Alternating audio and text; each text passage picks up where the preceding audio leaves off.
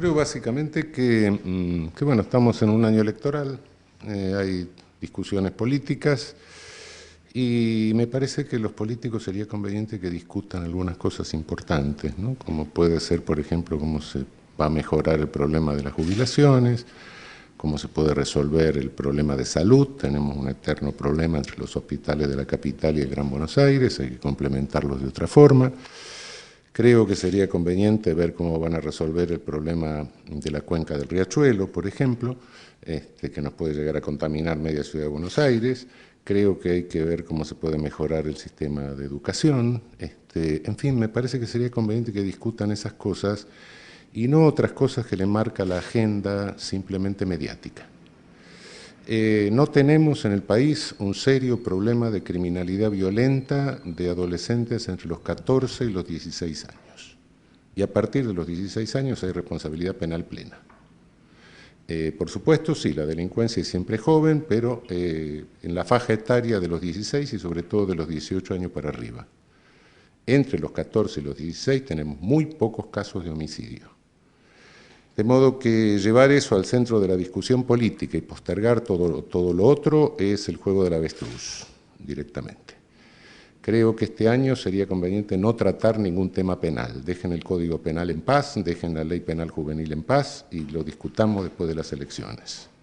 No creo que sea el marco para discutir esto porque todo esto se confunde con una obtención de votos y una agenda que le está marcando los medios de comunicación o algunos medios de comunicación. La agenda política, lo que le interesa a la gente son los temas que marqué antes y otros más. Esos son los que inciden en nuestra vida cotidiana. No 10 o 15 homicidios por año dentro de un universo de 1900. Ya sé que la víctima que le toque, la familia que le toque, es un dolor, sin lugar a dudas, pero son 10 o 15 entre 1900.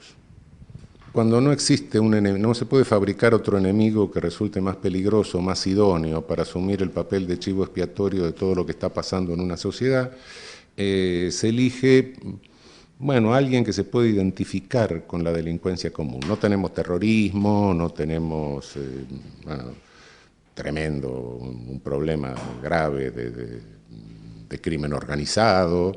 Entonces, bueno, sí, que se identifica ahí el adolescente de los barrios precarios. Pero eso es en toda América Latina, sucede. Y en Estados Unidos también.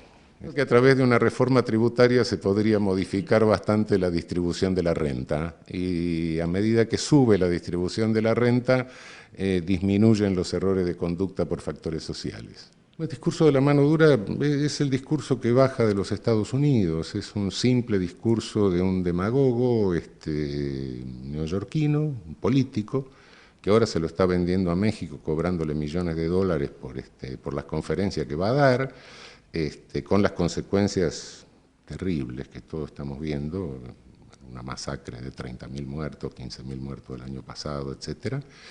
Pero esa es una cosa publicitaria. Miente, por otra parte, miente porque no es cierto que en New York haya bajado.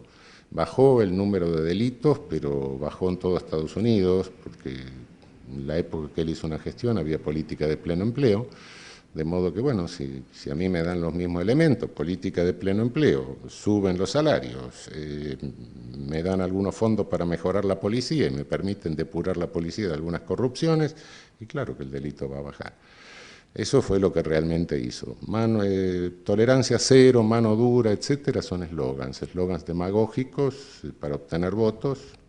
Le fue bien hasta cierto punto, por suerte perdió la precandidatura a presidente de los Estados Unidos, pero eso, es un simple eslogan, con la fabricación de un enemigo, que en Estados Unidos son los negros, es decir, 2,5 millones de presos, más del 50% son afroamericanos, y acá, bueno, lo que se busca es la criminalización de los pibes de barrios precarios, ¿no? ¿Qué es lo más fácil de hacer? ¿Pescar a un estafador internacional o agarrar a un pibe que va por la calle con uniforme de ladrón? Bueno, la aportación de cara. Hacia todo eso se le suma una cuestión mediática, se le suma toda una publicidad que está permanentemente, uno lo ve permanentemente, cuando la noticia roja salta a la primera plana del diario, cuando a lo largo del día se regodean los servicios de noticias con el homicidio del día, y si no tienen el homicidio del día, es el homicidio del día anterior, y lo repiten 18 veces, con lo cual parece que hubo 18 homicidios y hubo uno, donde muestran la sangre, donde muestran el hospital, donde muestran dónde estaba el cadáver, donde muestran los deudos, donde muestran el entierro, y eso lo reiteran y lo reiteran y lo reiteran. Uno tiene la vivencia de que está viviendo en un mundo que sale a la calle y lo matan. Y la realidad de los hechos es que este discurso se repite, se reitera, no les importa la frecuencia real del hecho. Es decir, es el mismo discurso en México que el discurso que puede tener en la Argentina, en Uruguay o en Chile, donde tenemos índices de homicidio muy bajos. Es el mismo discurso, no importa la frecuencia. Nosotros en la Argentina tenemos un índice de homicidio inferior al índice de New York. La pretensión de bajar la llamada imputabilidad, que no es imputabilidad, es la pretensión de meter a los niños y a los adolescentes en el Código Penal con las mismas penas de los adultos.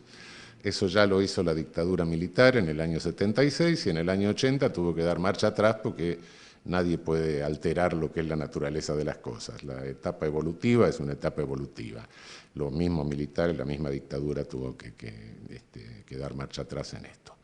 Ley penal juvenil es otra cosa, es adecuar lo que es nuestra legislación a las garantías que exige la Convención Internacional. Y para eso, si alguna medida vamos a tomar con los pibes entre 14 y 16 años, que no sea cualquier medida, sino que sean medidas que estén en la ley y que el juez tenga que imponerla después de un proceso como si fuera cualquier adulto, ¿no? Eso sí, las garantías que tenga la garantía del adulto, pero no la medida de internación porque no le gustó al juez, ¿no? No, eso cuidado, eso de que el juez, no necesito ley porque yo soy el padre. No, usted no es el padre, usted es el juez. El Estado no es padre del niño, no, momento. El padre del padre, el juez es el juez. Y en algunos casos excepcionales habrá que hacer uso de la internación. Lo que pasa es que tenemos que tener en cuenta que hay que hacer el menor uso posible. Medidas alternativas y bueno, someterlo a medidas de control, sea en la familia, sea en familia sustituta, controlarlo en libertad, etcétera. Hay muchas alternativas que se pueden usar. Habrá casos graves que no quede otra solución que la institucionalización.